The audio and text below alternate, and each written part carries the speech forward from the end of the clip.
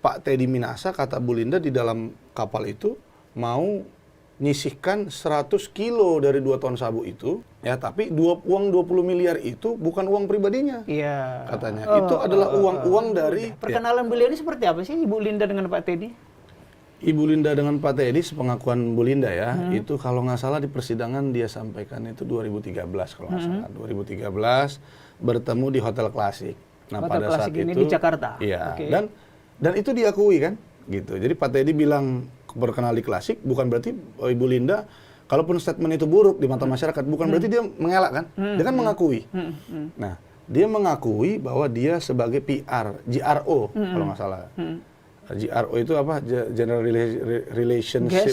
Guest Relationship Officer. Guest Relationship Officer. Itu yang bertugas, kata Ibu Linda, sebagai berhubungan baik dengan tamu lah. Yang mana katanya Pak Teddy Minahasa itu pelanggan aktif lah. Pelanggan aktif di situ. Jadi sering ketemu Bu Linda. Jadi Bu Linda lah mungkin yang mengenalkan. Nah, inilah langsung dihubungkan ke terapis lah, gitulah kira-kira. Nah, terus semakin dekat chattingan dan segala macam. Akhirnya, nah pada saat itu memang berhubungannya hanya mengenai terapis mungkin mengenai pijatnya lah. Tapi setelah itu di 2019 mereka bertemu lagi katanya. Dalam rangka yaitu tadi Laut Cina Selatan. Yang Laut Cina Selatan untuk pengungkapan narkoba. Iya, betul. Nah, itu bisa diceritakan itu? Ya, bisa.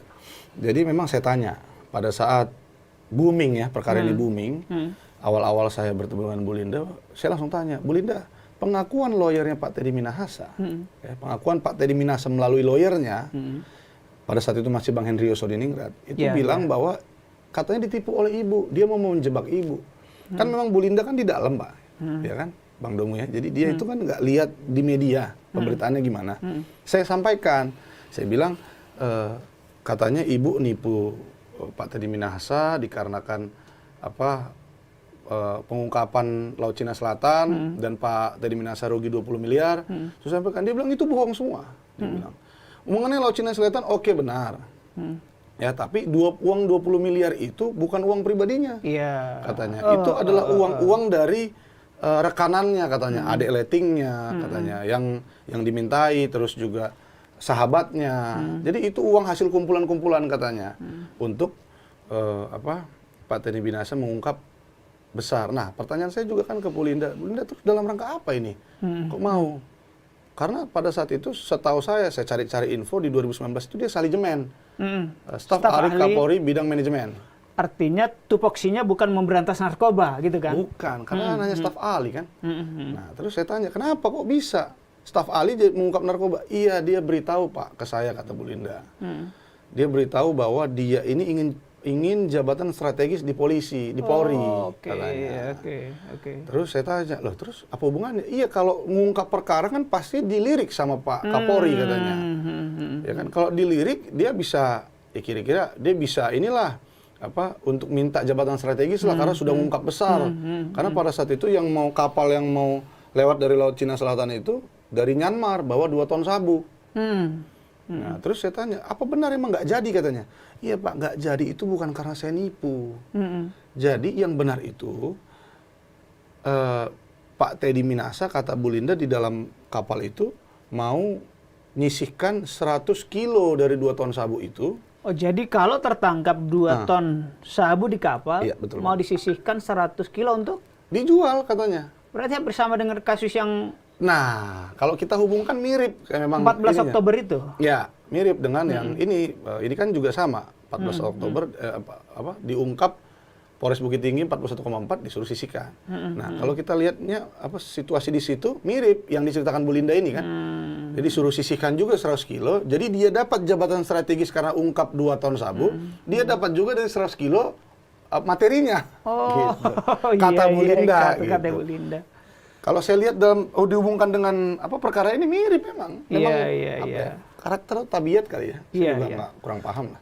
Bang, kembali ke selama di Laut Cina Selatan, berapa lama mereka di situ sehingga Ibu Linda mengaku sering melakukan hubungan suami istri? Katanya pengungkapan itu memang sekitar 3 bulan.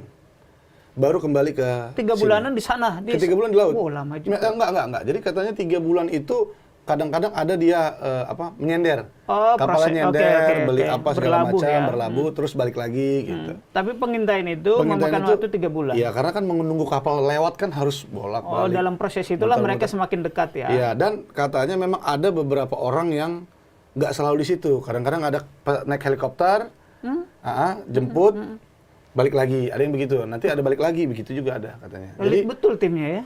Iya, makanya itu yang saya bilang kan, seperti mengutip Pak Benny Mamoto juga bilang kan, kok bisa Salijemen ngungkap sabu katanya kan? Di dalam saya waktu pas mestinya lagi. itu BNN atau Direktur Tindak Pidana ada nggak izin dari narkoba, Kapolri? kan? Ada nggak izin dia ke sana ke mana? 3 bulan lagi bisa cuti begitu katanya kan. Nah, dia ke Brunei juga ada nggak izinnya ke Brunei itu nanti di sidang etik akan diperkarain kata Pak Benny kan begitu. Iya. Oke, dari Laut Cina Selatan lalu ke Pelabuhan Ratu yang Sukabumi, Nikahsiri.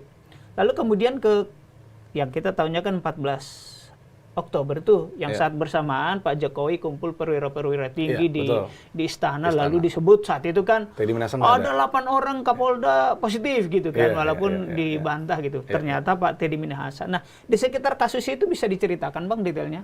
Baik gimana sih perannya Ibu Linda, lalu Pak Dodi yang sekarang juga klien Abang dan Pak Teddy? Jadi singkat ceritanya begini Bang Domo, ketika pada sangat 17 Mei perintah pertama.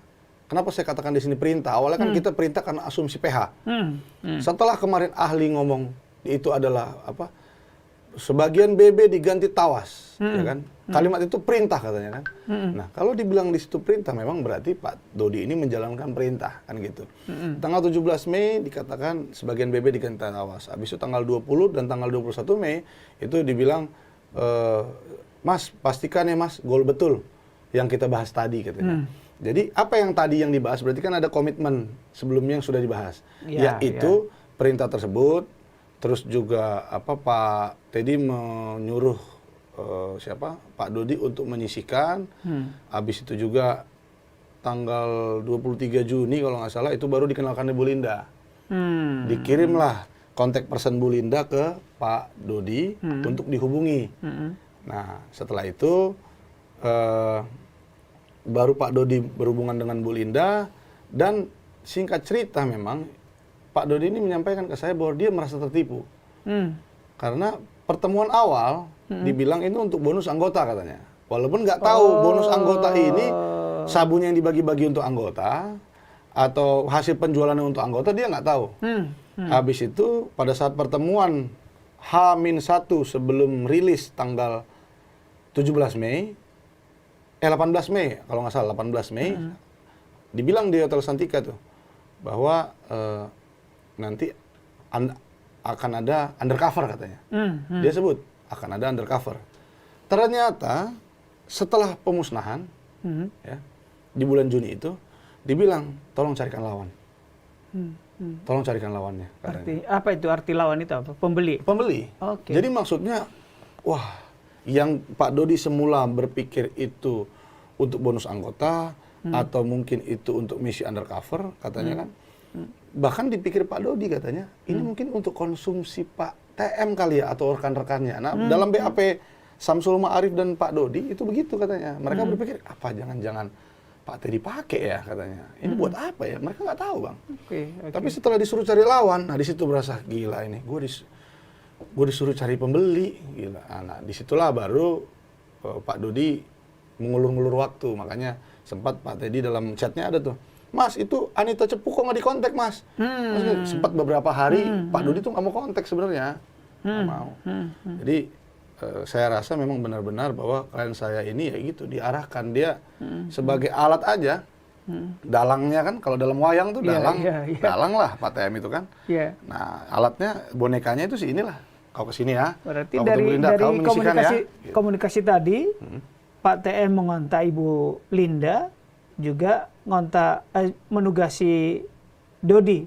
Artinya dia kontak Linda yang disebut Anita Cepu itu kok belum Ya. kok belum dihubungi Ya, gitu karena ada ya? memang contohnya hari inilah dikasih nomornya. Nah, Pak Dodi itu kalau nggak salah 3 hari atau 4 hari setelah itu baru dikontaknya. Nah, habis itu pun masih ada contohnya dibalas Bu Linda, dia nggak langsung balas, lama-lama balasnya, dilama-lamain. Karena dia mau sebenarnya membatalkan peristiwa ini, nggak mau dia gitu. Tapi terus didesak, akhirnya ya kan nggak apa boleh buat, katanya. Saya hanya seorang AKBP, dia Jenderal Bintang 2. Saya dibuang ke Papua pun bisa, katanya. Ini saya udah pindahkannya, katanya, ke Kabak Ada Rolok Polda, katanya. Dari Kapolres Bukit Tinggi, saya ngungkap 41,4, malah dipindahin, katanya. Nah, ini asumsinya Pak Dodi ya, yang cerita sama saya. Terus saya tanya, tapi kan bisa kau tolak? Iya bisa saya tolak, tapi mungkin kalau saya ulur-ulur waktu aja saya dipindah ke Polda Sumbar, jadi Kabak Ada Rolok yang dimana itu staff saya bagian reserse. Mungkin kalau saya tolak dipindahin ke Papua kali habis ini saya, katanya gitu. Ya saya langsung bilang, wah kasihan emang Pak Dodi. Saya pas bertemu dengan Pak Dodi pertama kali belum tentu mau bela langsung, karena saya tahu ini ada hubungannya dengan jenderal kan. Tapi setelah saya dengar pernyataan-pernyataannya, kasihan saya emang lihat dia. Kasihan.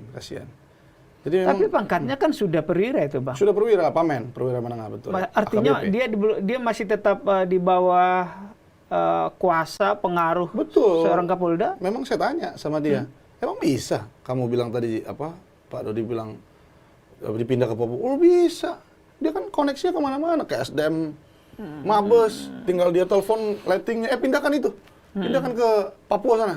Oke. Habis dia, bukan berarti Papua buruk ya, bukan. Dalam artian, ya kata dia begitu, jadi saya sampaikan apa yang disampaikan oleh Pak Dodi.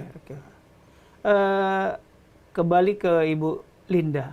Ibu Linda ini abang bisa gambarkan profilnya seperti apa sih, keluarganya, bagaimana usahanya seperti apa?